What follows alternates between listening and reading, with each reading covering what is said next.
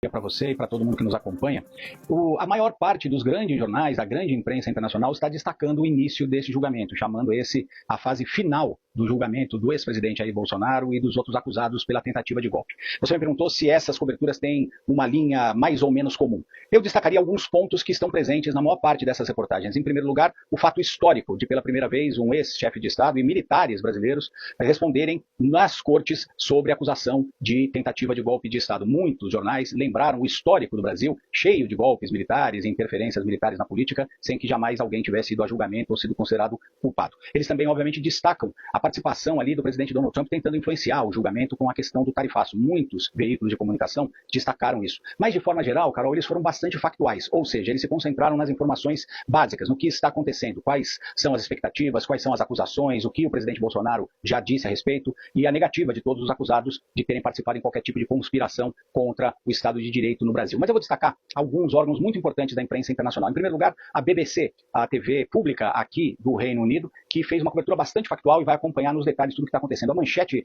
do site da BBC nessa manhã sobre o julgamento era: julgamento do ex-presidente Bolsonaro entra na fase final. Foi uma reportagem bastante factual, apenas explicando aqui para o público, especialmente no Reino Unido, o que está acontecendo no Brasil, porque eles não estão acompanhando com o nível de detalhe, obviamente, que a gente acompanha esse importante julgamento no Brasil.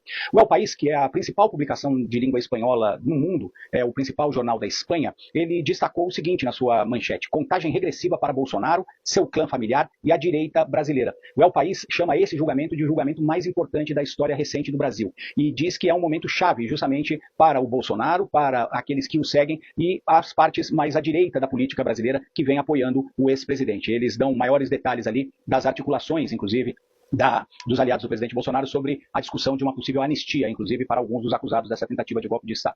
O Clarim, um dos principais veículos do nosso vizinho aí, a Argentina, destacou a questão das eleições, Carol. E a sua manchete era a seguinte: Brasil, julgamento de Jair Bolsonaro abala a direita um ano antes das eleições presidenciais. O Clarim também destacou a questão da anistia e deu muito destaque ao impacto que esse julgamento pode ter para as pretensões dos políticos de direita. Um pouco na linha do que o Pedro estava nos contando aí, dos impactos que uma eventual condenação do ex-presidente Jair Bolsonaro pode ter nas articulações políticas da direita brasileira. E o Washington Post, meu último destaque, Carol, uma das principais publicações lá dos Estados Unidos, destacou, inclusive porque, obviamente, tem como sua principal audiência os norte-americanos, destacou a influência do presidente dos Estados Unidos, Donald Trump, no processo todo. A manchete do Washington Post é o seguinte: julgamento de Bolsonaro, o Brasil confronta Trump e o seu passado autoritário. O Washington Post dá grande destaque a essas tentativas do presidente Donald Trump de interferir na política brasileira, de interferir na soberania brasileira ao falar no tarifaço em relação ao julgamento, e também dá um grande destaque a esse passado cheio de golpes, esse passado de ditaduras militares que infelizmente atingiram o Brasil. Lembrando também que nunca um dos generais brasileiros ou um dos seus antigos líderes foi posto em julgamento, apesar de liderarem golpes de Estado no passado e também ditaduras. Por isso eles dão um grande destaque a esse julgamento histórico que começa hoje.